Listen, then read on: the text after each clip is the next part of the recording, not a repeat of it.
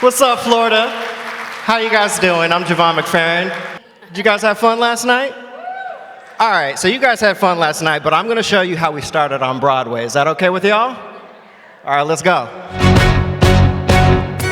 How does a bastard, orphan, son of a whore and a Scotsman, dropped in the middle of a forgotten spot in the Caribbean by providence, impoverished and squalor, grow up to be a hero and a scholar?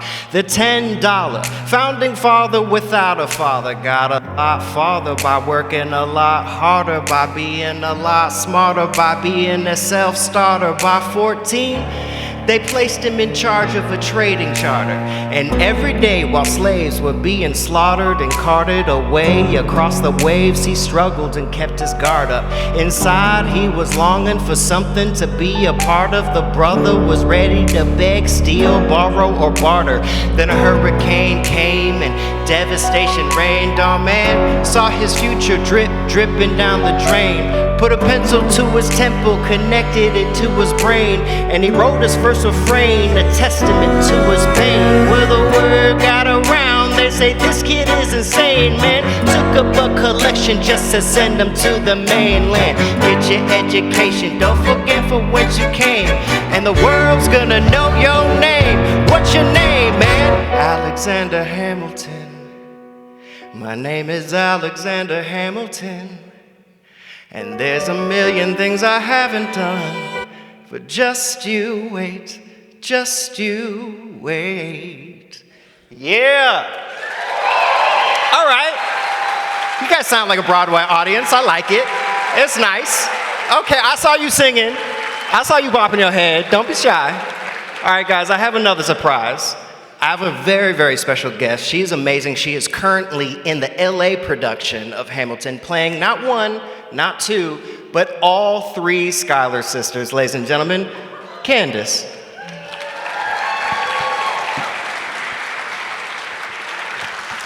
Hi. That was amazing.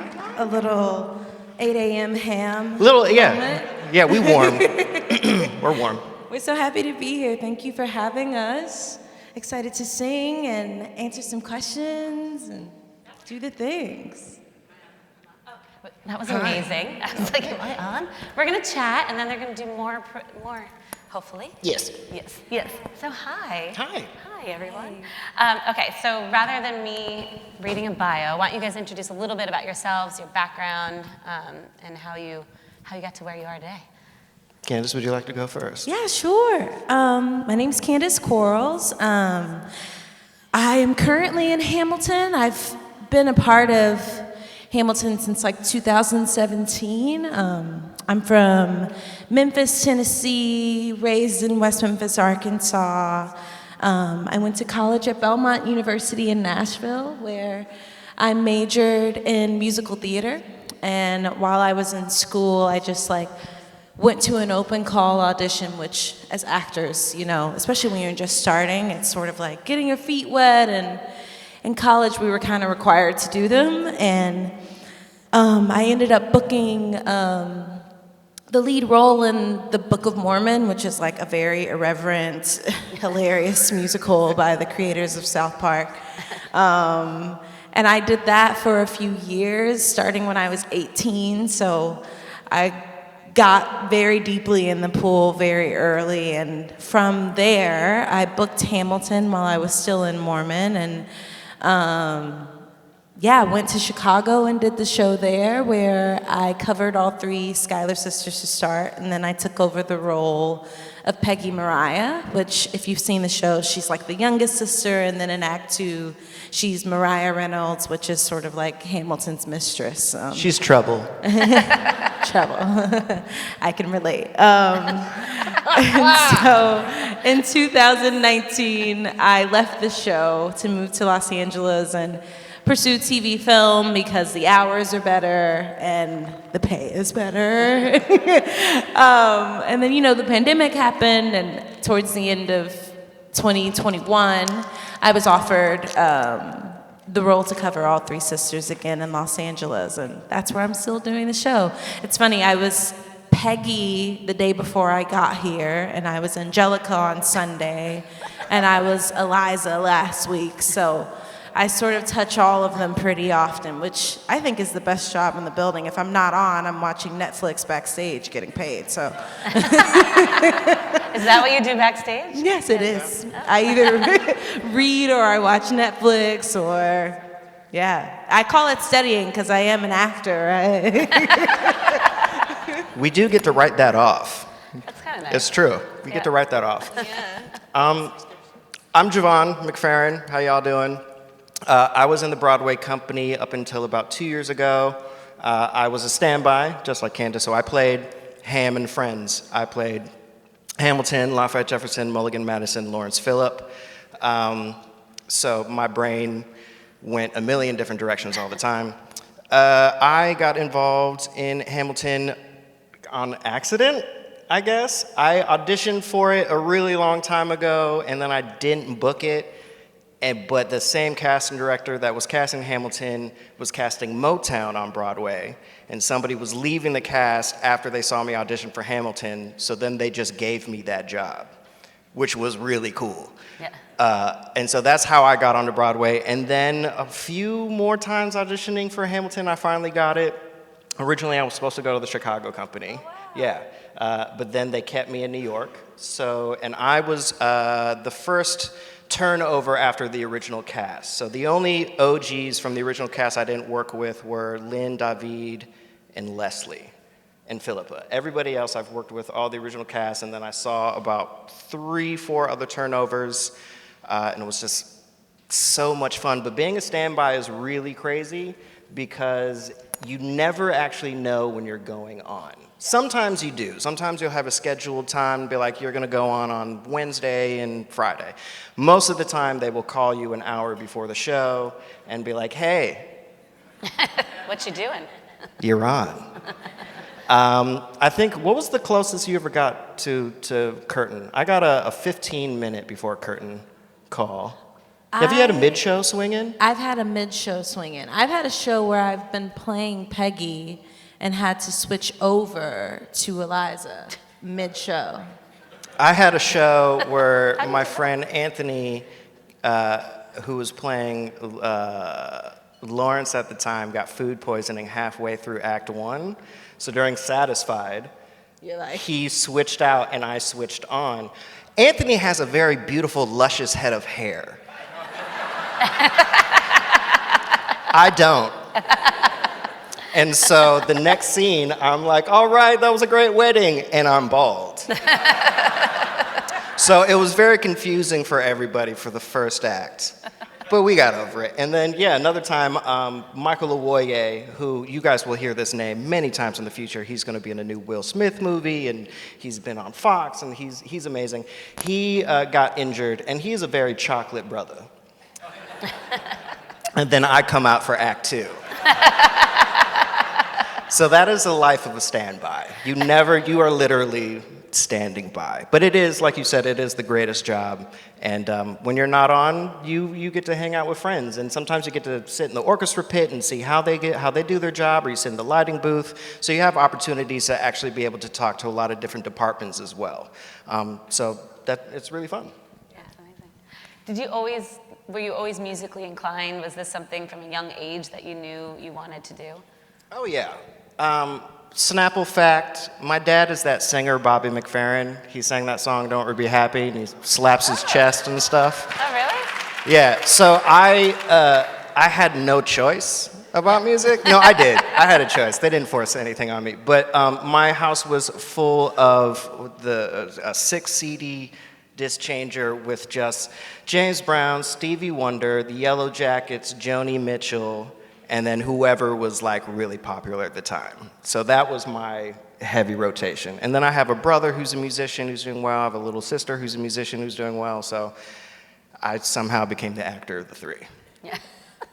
What about you? And I mean, I'm from West Memphis, Arkansas, and Memphis, Tennessee, so there wasn't a lot of musical theater happening, but there was a lot of music happening. And I'm an only child, and my dad's an artist, and my mom is a principal, and I was very much so. They always say to me, like, we always knew you were going to do something. You've always been so emotional. So, so I would put on performances, and I'd watch like the Tina Turner movie or The Sound of Music and set up the living room and force them to sit down and like record me and go and play it for my teachers at school. And I've always been a performer, but didn't really know how to channel it until actually Glee came out, which I'm sure you guys may have had like kids who force you to sit and watch Glee on Thursdays. I was that child. And it sort of clarified the dream for me where I was like, oh wow, like that's me. And I sort of just like put my head down and focused very hard, and I joined an opera conservatory in Memphis on my summers in school and would drive across the bridge from West Memphis to Memphis every weekend and take voice lessons. And when my senior year, I went to all of the schools because I didn't really know much about musical theater. I didn't really have any mentors. And auditioned for lots of things, but Belmont just sort of felt like home. I mean, if any of you are from the South, like there's just nothing like the South, and I wanted to stay as long as I could, and Nashville was like the Hollywood of the Bible Belt. So I ended up there, and yeah, the rest is history. I knew I wanted to perform, and I made it happen. I'm very determined. Yeah. So, yeah. Well, you're in front of a room of creatives.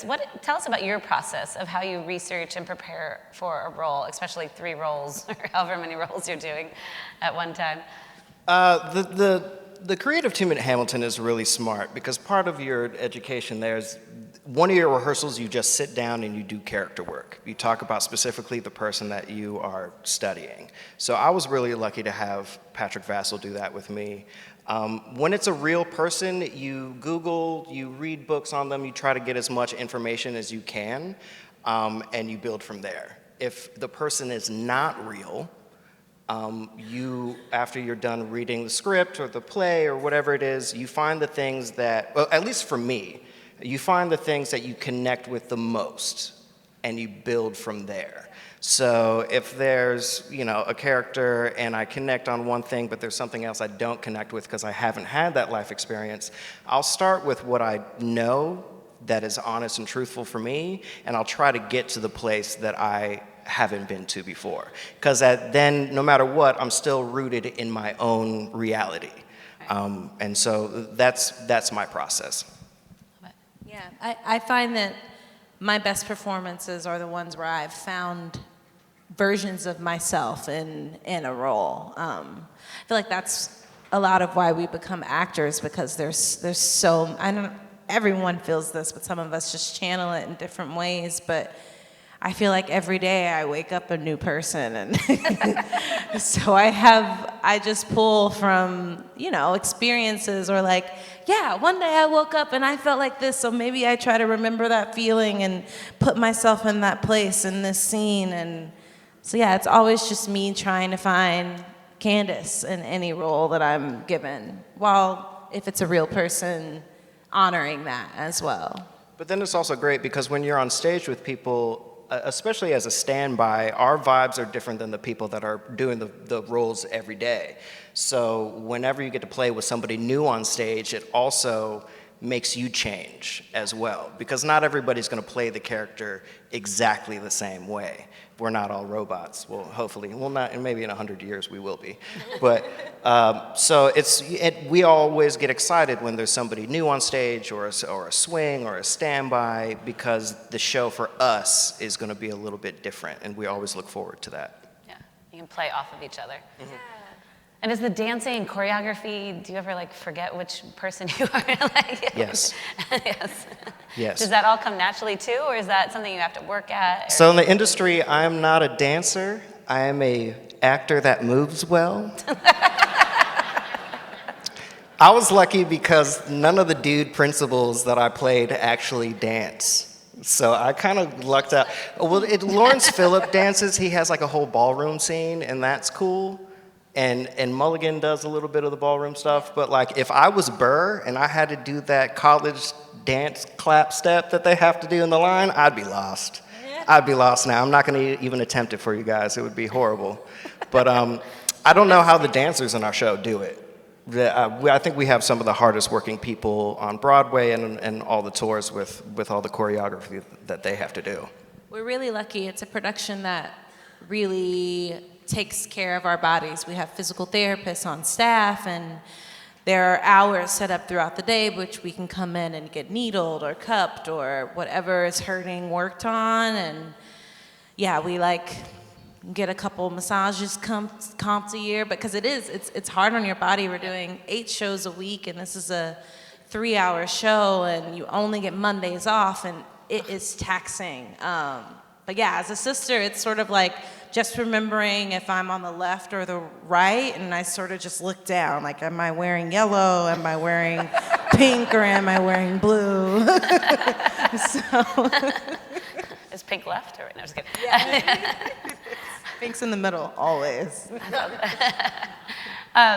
What you said, some of the stuff like you're behind the scenes, you're watching Netflix. What else is kind of any insider to what it's like to work on such a cool set like Hamilton or others, like that we wouldn't get to know by watching from the outside? It really is a production that breeds lifelong relationships. I feel like in theater, it's all super tight-knit anyway, but there's something about that Hamilton conglomeration that is, we meet another person who's been in Hamilton, and it's like, oh, we just met yesterday for the first time, and it's like, oh, this what's up, is girl? How you doing? It feels like we know each other because it's such a specific and unique experience. The show is so special and means so much to so many people and to us. And I've never been a part of a company where it feels like family. Like, we have so much fun together, and we hurt in the same way, and yeah, it's beautiful. I think the Ham Fam is real. It really is. I think the one thing that people don't see is that there's a show behind the show. Like, when I leave stage, I'm either running to go get changed, running to go to the bathroom because it's the only time I have, or actually having 2 seconds to actually have a sip of water. But the thing is, if my behind-the-scenes show is off time, if I decide to go to the bathroom at a time that I usually don't, it could actually mess up somebody else's traffic. It could mess up one of my dressers, because they're timed out too. Be like, Jevon, you were supposed to be here 2 minutes ago. Now I'm 2 minutes behind to get somebody else dressed. You might actually have to go on with the wrong costume because you weren't here. So even though we're off stage, we still have to be very, very aware of what is going on, because, I mean, there have been plenty of times where people are late, or if you've been lucky enough to go to a show where people forget their lines, like, all that stuff happens all the time. And the thing about Hamilton and Ham Fam is everybody, like you said, when people come into the show, it's really exciting. Everybody in Hamilton understands how hard this show is. So there's not anybody that, especially that I've dealt with, that comes in and be like, well, you should know your stuff. Everybody in that show, Lynn has messed up, Renee has messed up, David has messed up. There has not been one actor, dancer, swing, standby that has had a perfect show. It doesn't exist. If you go for the perfect show, you're gonna mess up. And that's why I think the Ham Fam is really strong, because we push with love if you're in the wrong place, but we also give love because we understand how hard it was for you to get to this point, because we all had to go through the exact same thing. Yeah. And before we move on, one last question. So I know, or what is amazing too about Hamilton is how much it leads into diversity as a guiding principle. What have you all taken away from that? What have you learned by being part of such a movement? You know, they've changed the face of Broadway in so many different ways. I think it's just like it leans into the fact that we are all humans, and the story gets told no matter who's telling it, as long as you're reading the lines, you know? Yeah. It's like, and it's cool to get to work with so many people and hear so many voices, and encounter so many different cultures, and back to the whole like ham fam of it all. I've met so many people that I hadn't before. I'm from the South. It was not very culturally diverse, and being able to be in this show, I've experienced so much culture, and I think that is so special and so unique to Hamilton. And you know, the world is changing, and I think Hamilton is a large part of that, especially in entertainment and showing that like we can tell the story no matter what we look like. Yep. You know. Also for me, it was about finding the good in everybody. Some of the characters that we played just weren't the greatest people. Like Jefferson owned slaves. He wasn't the greatest person to a slave, but he also did a lot of things for America to help build us to where we are today. So you also we have all these conversations while we're learning the characters, off stage, when things were happening during the pandemic. We all got together and we had these conversations. We understand that we are people of color playing white people on stage. We totally understand that. But the audience, they don't care. Once that music drops, they don't care because we are American history. No matter what color, creed, nationality, sex, or sexual orientation, you guys were Americans. And so it's always great to be able to see yourself on stage. And Hamilton is one of the first shows to really do that. You know, look, Broadway has been predominantly white for a very, very long time, and we'll have shows where we'll be able to be in it. Book of Mormon, Lion King, awesome. Now we have another show that is rooted in American history, and we get to tell it.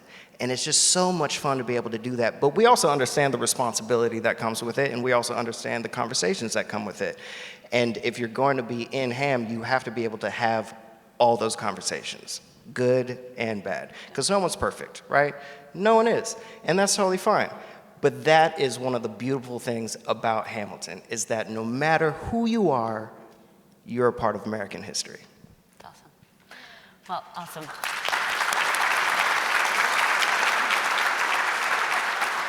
So I think you have a little more to share then, right? Oh, yeah. Okay. So I told you I played a lot of people, right? Okay. So I'm going to try to do that. I'm going to try to be everybody. If I mess up, I know you know the words. I'm going to find you. I'm going to let you have the stage because I'm not playing others. Okay, so I told you I played Ham and Friends, so I'm going to attempt to do my shot, the entire song by myself. Y'all ready? Which is like 10 characters. He's about to do so many things. I do a lot, so I'll support. thanks. Let's do it. I am not throwing away my shot. I am not throwing away my shot. Hey yo, I'm just like my country. I'm young, scrappy, and hungry, and I'm not throwing away my shots. I'ma get a scholarship to King's College. I probably shouldn't brag, but dag, I'm amazed and astonished. The problem is I got a lot of brains with no polish. I gotta holler just to be heard with every word I drop. Knowledge, I'm a diamond in the rough. I shine a piece of coal trying to reach my goal. My power of speech unimpeachable. Only 19, but my mind is older. These New York City streets get colder. I shoulder every burden, every disadvantage I have learned to manage. I don't have a gun to brandish. I walk these streets famished. The plan is to fan this spark into a flame. But damn, it's getting dark, so let me spell out the name. I am the ALEXANDER. We are meant to be a colony that runs independently. Meanwhile, Britain keeps shitting on us endlessly. Essentially, they tax us relentlessly. The King George runs a spending spree. He ain't never gonna set his descendants free. So there will be a revolution in the century. And to me, he says in parentheses, don't be shocked when your history book mentions me. I will lay down my life if it sets us free. Eventually, you'll see my ascendancy. And I am not thrown away I am not thrown away Hey yo, I'm just like my country. I'm young, scrappy, and hungry, and I'm not thrown away my shot. I am not thrown away I am not thrown away Hey yo, I'm just like my country. I'm young, scrappy, and hungry, and I'm not thrown away my shot. It's time to take a shot. I dream of life without a monarchy. The unrest in France will lead to anarchy. Anarchy, how you say? Oh, anarchy. When I fight, I make the other side panicky with my shot. Yo, I'm a tailor's apprentice, and I got y'all knuckleheads a local parentis. I'm joining the rebellion, cause I know it's my chance to socially advance. Instead of sewing some pants, I'm gonna take a shot. But we'll never be truly free until those in bondage have the same rights as you and me. You and I do or die. Wait till I sally in on a stallion with the first black battalion. Have another shot. Geniuses, lower your voices. You keep out of trouble and you double your choices. I'm with you, but this situation is fraught. You've got to be carefully taught. If not, you're gonna get shot. Bird checker we got, Mr. Lafayette, hard rock like Lancelot. Think your pants are caught, Florence, I like you a lot. Let's judge a plot blacker than a kettle corn the pot. What are the odds of God to put us all in one spot? Hop in this rock conventionalism, like it or not. Bunch of revolutionary manumission abolitionists. Give me a position, show me where the ammunition is. Oh, am I talking too loud? Sometimes I get overexcited. Shoot off in the mouth. Never had a group of friends before, I promise to make y'all proud. Let's get this guy in front of a crowd. I am not throwing away mine. I am not throwing away mine. And yo, I'm just like my country. I'm young, scrappy, and hungry, and I'm not throwing away my shot. I am not throwing away mine. I am not throwing away mine. And yo, I'm just like my country. I'm young, scrappy, and hungry, and I'm not throwing away my shot. Everybody go, whoa, whoa, whoa, whoa, whoa, yeah. Whoa, whoa, whoa, whoa, yeah. Rise up when you're living on your knees. You rise up to your brother that he's gotta rise up. To your sister that she's gotta rise up. When are these colonies gonna rise up? When are these colonies gonna rise up? When are these colonies gonna rise up? When are these colonies gonna rise up? Rise up. I imagine death so much it feels more like a memory. When's it gonna get me? In my sleep, 7 feet ahead of me? If I see it coming, do I run or do I let it be? Is it like a beat without a melody? See, I never thought I'd live past 20. Where I come from, some get half as many.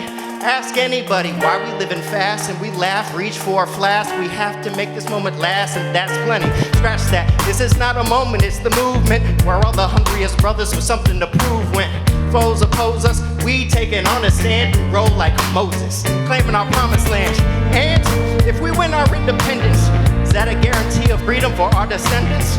Or will the blood we shed begin an endless cycle of vengeance and death with no defendants? I know the action in the street is exciting, but Jesus, between all the bleeding and fighting, I've been reading and writing. We need to handle our financial situation. Are we a nation of states? What's the state of our nation? I'm past patiently waiting, I'm passionately smashing every expectation, every action's an act of creation. I'm laughing in the face of casualties and sorrow. The first time I'm thinking past tomorrow, and I am not throwing away mine. I am not throwing away mine. Hey yo, I'm just like my country, I'm young, scrappy, and hungry, and I'm not throwing away my shot. I am not throwing away mine. I am not throwing away mine.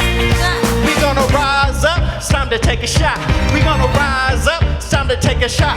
We gonna rise up, rise up, rise up, rise up, rise up. Hey yo, it's time to take a shot, time to take a shot. And I am not throwing away, not throwing away my shot.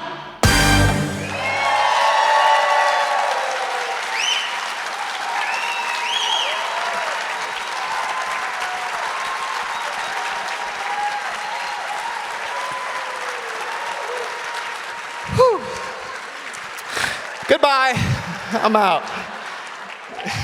The breath support, okay? You must get paid to do this. Time. I'm gonna. All right. So, I think it's your turn. Yeah, Right? it's my turn. All right. Okay, let's do this, shall we? Yeah. This one's one of my favorites. Angelica is my favorite to play. I played Peggy the most because I took over for the role, but Angelica is just like, she's the best. She's the best. So we're gonna do Satisfied. All right, that's what I'm talking about. Now, everybody, give it up for the maid of honor, Angelica Quarrels. A toast to the groom, To the groom, to the groom, to the groom, to the bride, to the bride. from your sister, Angelica, who is always by your side, to your the union, union, to the revolution. and the hope that you provide. May you always be satisfied.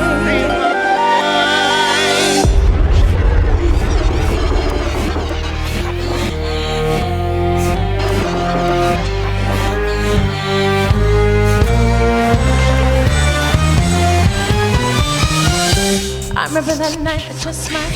I remember that night I just might. I remember that. I remember that. I remember that night I just might forget that night for the rest of my days. I remember those soldier boys tripping over themselves to win our praise. I remember that dream like candlelight, like a dream that you can't quite place. But Alexander, I'll never forget the first time I saw your face. I had never been the same. Intelligence, eyes, and the hunger pain frame. And when you said hi, I forgot my dang name. Set my heart aflame, every part aflame. This is not a game. You strike me as a woman who's never been satisfied. I'm sure I don't know what you mean. You forget yourself. You're like me, I'm never satisfied. Is that right? I've never been satisfied. My name is Angelica Schuyler. Alexander Hamilton, Where's your family from? unimportant, there's a million things I haven't done, but just you wait, just you wait. So, this is what it feels like to match with someone at your level. What the hell is a catch? It's the feeling of freedom, of seeing the light. It's been sprinkled with the key and the kite. You see it, right? Conversation for 2 minutes, it'd be 3 minutes. Everything we said in total agreement. It's a dream and it's a bit of a dance, a bit of a posture, it's a bit of a stance. It's a bit of a flirt, but I'ma give it a chance. Asked him about his family, did you see his answer? His hands trying to fidget and he looked askance. His feelings is flying by the seat of his pants. Handsome, boy does he know it. Peach fuzz and he can't even grow it. I won't take a fall away from this place, and I turn to my sister's face, and she is, and I know she is, and her eyes are just, and I realize 3 fundamental truths at the exact same time. There's dialogue. Number 1. I'm a girl in a world in which my only job is to marry rich. My father has no son, so I'm the one who has the social crime for one. 'Cause I'm the oldest and the wittiest, and the gossip in New York City is insidious. Alexander is penniless. Doesn't mean I want him any less. My sister. Number 2. He's after me 'cause I'm a Schuyler sister. The elevator's a sadder side. Have to be naive to set that aside. Maybe that is why I introduced him to Eliza. Now that's his bride. Nice going, Angelica. He was right. You will never be satisfied.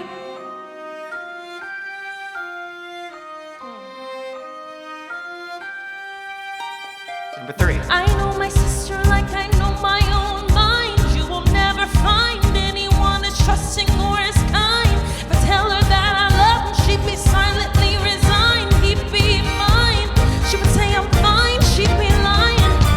But when I fantasize at night, it's Alexander's eyes. As I romanticize what might have been if I hadn't sized him up so quickly. At least my dear Eliza's his wife. At least I keep his eyes in my life.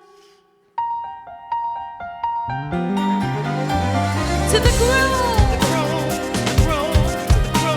to the bride, sister, who is always by your side. To your union, and the hope that you provide.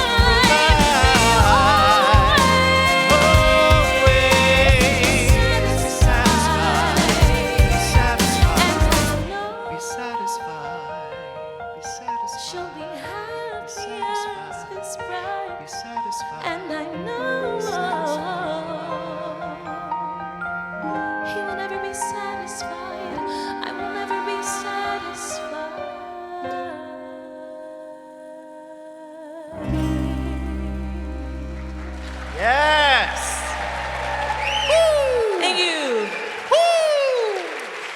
Thanks, guys.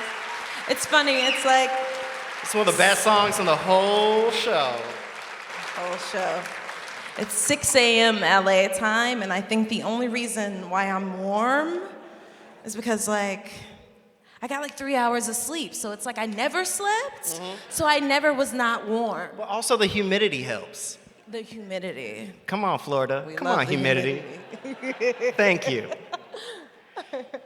We're gonna sing another one for you. This one's a little bit more of a duet. This is Eliza and Hamilton's song, and Hamilton's been off fighting the war. Look, Hamilton just got fired, and now he's gonna go home to be comforted by his wife. His pregnant wife. Yeah. Which, I mean, I guess I have an OJ baby right now. I just like taste orange juice She got a every breakfast baby. time I breathe too deeply. All right. Yeah, let's go.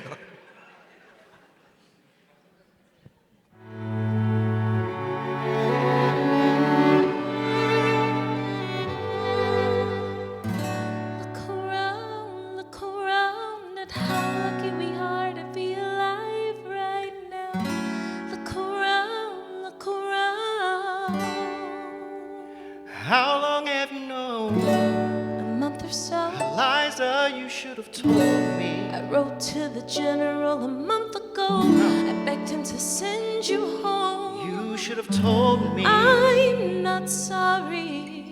I knew you'd fight until the war was war's not won. done. But you deserve a chance to meet your son. Look around at how lucky we are to be alive right now. Will you relish being a poor man's wife, unable to provide for your life? I relish being your wife.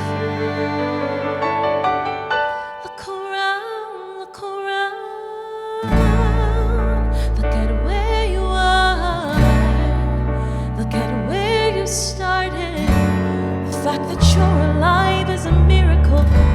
Just stay alive, that would be enough. And if this child shares a fraction of your spine or a fragment of your mind, look out, world, that would be enough. I don't pretend to know the challenges you're facing, the worlds you keep erasing and creating in your mind. But I'm not afraid.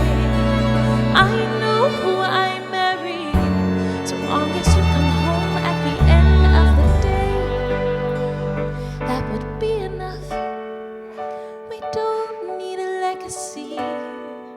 We don't need money. If I could grant you peace of mind, if you could let me inside your heart, oh, let me be a part of the narrative and the story they will write someday. Let this moment be the first chapter where you decide to stay. And I could be enough, and we could be enough. That would be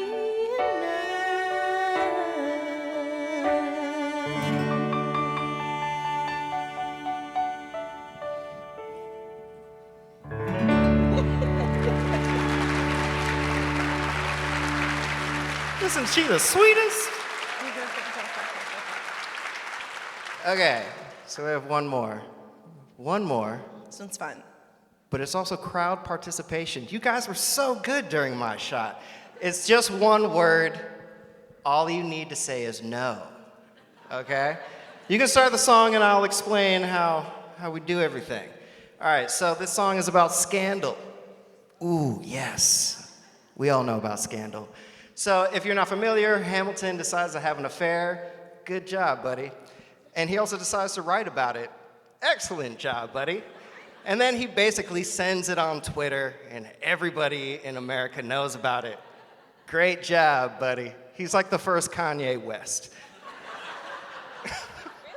Wow, I didn't know that was gonna land. That was good.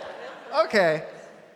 So yes, we are going to say no to this. So when I point to you, yell no. tell Hamilton, he already did it. He's been dead for hundreds of years, so I don't know if it's gonna help. But just say no, okay? Let's try it. 1, 2, 3. No. Wow, you guys, this is a summit. You guys take direction well. All right, let's do it. Okay, so Hamilton is like really upset that he can't go on vacation with his wife and Angelica, who's he in love with. So he's writing, and then she's walking around, and that's trouble. So she's in a red dress at this point, right? Scandalous. Here we go. I hadn't slept in a week. I was weak, I was awake. You never seen a bastard orphan more in need of a break. Longing for Angelica, missing my wife. That's Miss Mariah Reynolds walked into my life. She said, I know you are a man of honor. I'm so sorry to bother you at home, but I don't know where to go. And I came here all alone. She said, my husband's doing me wrong, beating me, cheating me, mistreating me. Suddenly he's up and gone. I don't have the means to go on. So I offered her a loan. I offered to walk her home. She said, you're too kind, sir. I gave her $30 that I had socked away. She lived a block away. She said, this one's mine, sir. Then I said, well, I should head back home. She turned red. She led me to her bed, let her legs spread and said, stay. Hey. That's when I began to pray, Lord, show me how to say no to this. I don't know how to say no to this, but my gosh, she looks so helpless. And her body saying hell yes. No, show me how to say no to this. I don't know how to say no to this. In my mind, I'm trying to go. Go. Then her mouth is on mine, and I don't say no. Say no to this. Say no to this. No. Say no to this. No. Say no to this. I wish I could say that was the last time I said that last time. It became a pastime. A month into this endeavor, I received a letter from a Mr. James Reynolds. Even better, it said, Dear sir, I hope that since you thought you in good health and in a prosperous enough position to put wealth in the pockets of people like me down on their luck. You see, that was my wife you decided to uh-oh, you made the wrong sucker a cuckold. So time to pay the piper for the pants you unbuckled. And hey, you can keep seeing my whore wife if the price is right. If not, I'm telling your wife. I hit the letter, then I raced to a place, screamed, how could you in her face? She said, no, sir. Half-dressed, apologetic, a mess. She looked pathetic, she cried. Please don't go, sir. So was the whole story a setup? I don't know about any letter. Stop crying, goddammit, get up. I didn't know any better. I am ruined. I am helpless. How could I do this? Give him what he wants and you can have. I don't want you. Whatever he I don't want you. If you pay, I don't want you. You can stay. Oh, show me how to say no to this. I don't know how to say no to this. If the situation's helpless. Helpless. And a body screaming hell yes. Whoa. Oh, show me how to say no to this. How do I say no to this? There is nowhere I can go. When her body's on mine, I do not say no to this. Say no to this. Say no to this. Say no to this. Say no to this. I don't say no to this. There is nowhere I can go. Go. So Nobody needs to know.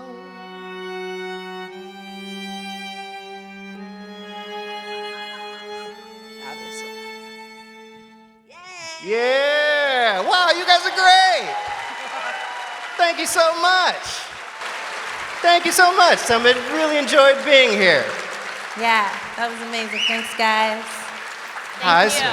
That was amazing. Oh, thank you so much. Thank you so much. One more round of applause for them. Yes. See you Jevon and guys. Candace, thank you so much. It was such a pleasure.